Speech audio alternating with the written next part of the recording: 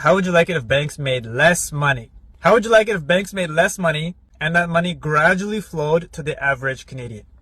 I am absolutely dead serious. I think I'm the first person in the country to say this out loud in English. It's going to be a little bit long, but if you support this and you think banks make too much money, if you think this country is headed down the wrong path, if you think our tax dollars are being used inefficiently and the average guy's getting screwed, if you support this message, give it a like, give it a fire emoji. You gotta go, it's okay. For the rest of you, here we go. If this idea spreads, banks will literally lose money and the average Canadian will benefit. I promise. Okay, so in Canada, naturally, if you want to grow your wealth, let's say, you got your TFSA, RSP, RESP, First Home Savings Account. Let's say you have your tax-free savings account. Let's say you have 10,000 bucks in there. If you just leave the money in there, obviously, it's just not going to grow. You want to invest it in something. Most people, they can put it into stocks or index funds or ETFs, exchange-traded funds. They just kind of manage it themselves. But after coaching thousands of people and working inside banks, I can tell you millions of people rely on the bank to manage their money for them. And they naturally put their money into something called mutual funds. These mutual funds have extremely high fees.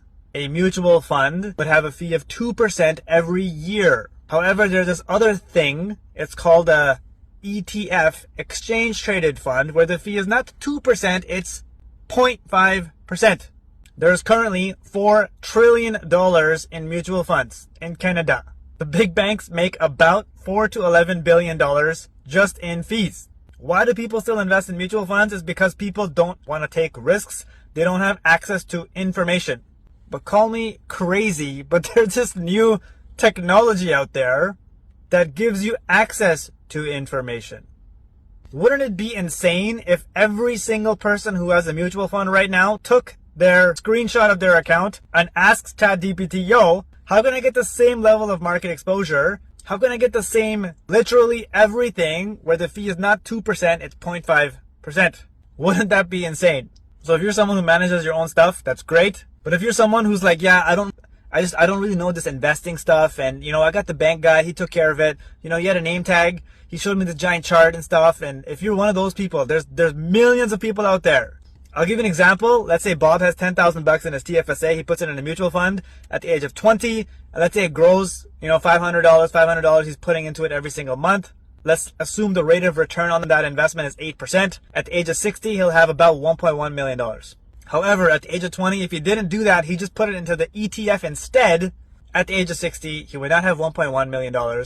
He would have $1.6 million. So at the age of 60, if Bob has $1.6 million, versus having $1.1 million, that means he didn't piss away $500,000 in bank fees.